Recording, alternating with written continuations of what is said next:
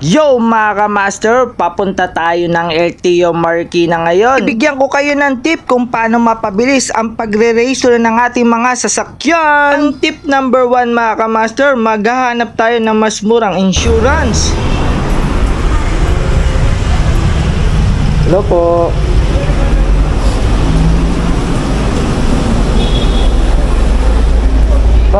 Magkano ano nyo, insurance nyo sa motor? 196. May error pa ngayon sa akin. Patay. So mga master, pupunta tayo ng LTO Marikina ngayon kasi magpaparegister tayo ng motor. Galing ako sa Julia, Katipunan, so offline daw ngayon. Kasi ang alam ko mas mura sa Julia ang insurance. 396, so pupunta tayo dito sa may malapit sa LTO, tanong natin kung magkano. Update tayo sa pagre-register ng motor. So dito tayo pupunta.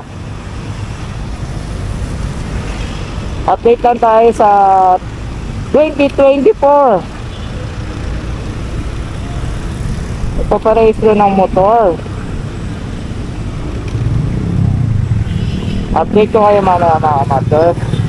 Nandito tayo sa may Marikina, sa may RCR Emission Testing Center. Dito kasi mga ka-master, 400 pesos lang ang emission. Kaya natin pinili dito mga ka-master dahil malapit lang to sa LTO Marikina. Dito na rin tayo nakuha ng insurance, 500 pesos. Dahil kanina sa M. Julier, hindi tayo nakuha kasi offline. Mas makakatipid sana tayo dahil 396 lang. Kaya ang tip ko sa inyo mga ka-master, kung hindi pa expired o hindi pa tayo nagmamadali sa pagre-register na ng ating motor, na baka may makita pa tayo na mas mura para makatipid tayo mga ka-master. So mga master, tapos na tayo sa emission. Pupunta naman tayo ngayon sa LTO Marikina. So sa wakas 1 PM na. Dumating tayo dito mga 9 AM. Matagal lang tayo sa emission kasi minsan nag-offline, kaya tumatagal tayo. Kaya madami rin kumukuha ngayon, nagpaparegister ng motor. So dito tayo, kakanan tayo dito, papunta ang LTO ng Marikina. Ito yung LTO ng Marikina. So bababa tayo doon sa setting. Sa mga hindi pa kabisado ang LTO Marikina, dito lang yan sa may JP Rizal Street, malapit sa McDonald's. So after nyo magpa emission, dito kayo pupunta. Yan.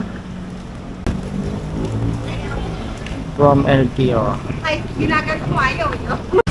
So mga ka-master, after natin kumuha ng emission tsaka insurance, so ito na yung kanina sa insurance natin tsaka sa emission nya. 400 sa emission, tapos 500 dito sa ano nya, tawag dito, insurance. So nandito na tayo ngayon sa LTO. So papa-register lang tayo or sa pila. Mga ka-master, dito naman tayo sa step number 4 sa documents checking. Natin sa step number 4, dito naman tayo sa step number 5, registration. Step number 6 tayo mga ka-master, sa cashier and releasing. Sa wakas mga ka-master, natapos na tayo. After 4 hours mga ka-master, natapos na tayo sa pagre-register ng ating motor ngayong 2024.